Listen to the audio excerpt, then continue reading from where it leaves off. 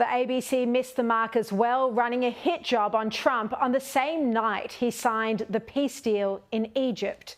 Eylon Levy joins us now live from Israel. Eylon, what's your view on this extraordinary media bias? I mean, Sharri, what a phenomenally stupid thing for Christiane Amanpour to say that the hostages were treated better than the average Gazan. I thought she'd have learned her lesson after Sky News, the other Sky News, not yours. Of course. Dominic Waghorn said at the beginning of the war that the hostages were being held in reasonable conditions. She should pick up a copy of Eli Sharabi's new memoir, which I translated, where he talks about the maggots on their toothbrushes.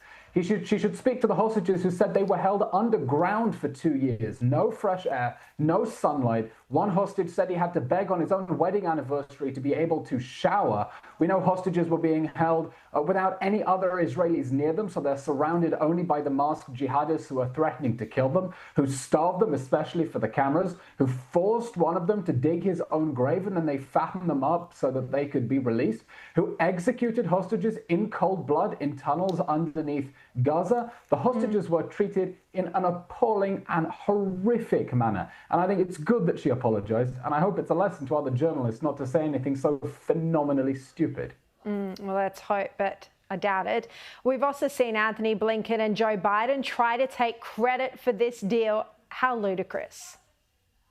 Yeah, frankly embarrassing for the leaders of the UK, Australia, Canada trying to take credit for ending this war with what is, let's remember, an Israeli victory. They did everything they could, every step of the way, to force Israel to end the war with Hamas still in power and abandoning hostages inside Gaza. That recognition of a non-existent Palestinian state, that empowered and emboldened Hamas at a critical moment. Do you know why this war ended when it did?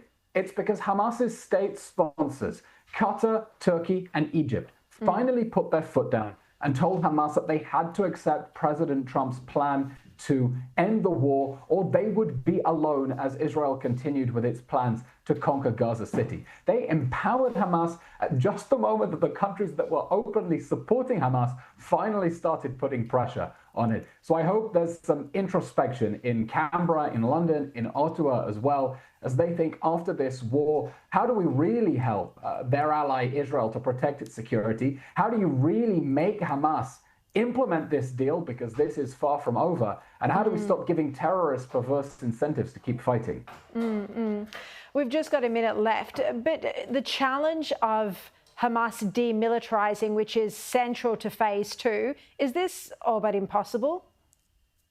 Well, phase 1 is not over because Hamas is refusing to give back all the hostages of the bodies, all the bodies of the hostages it murdered in captivity. That's a violation of the deal and it needs to free them now. But Hamas must be disarmed and it must be demilitarized. The destruction of Hamas's tunnels, that's an integral part of the agreement that the whole world has now signed up to. Sharri, Israelis are euphoric because the war is over, but we want this to be the last Gaza war. We don't want a next Gaza war, but there will be. If Hamas Gaza is allowed to keep its tunnels and its weapons, it needs to be demilitarized. It's time for the Middle East to move forward towards peace.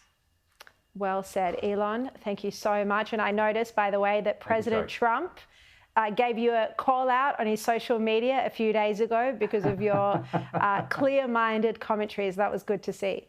Eylon Levy, thanks so much. President Trump was watching on Fox and Friends. Maybe he's watching Sharri on Sky News too. Let's hope. Let's hope. All right.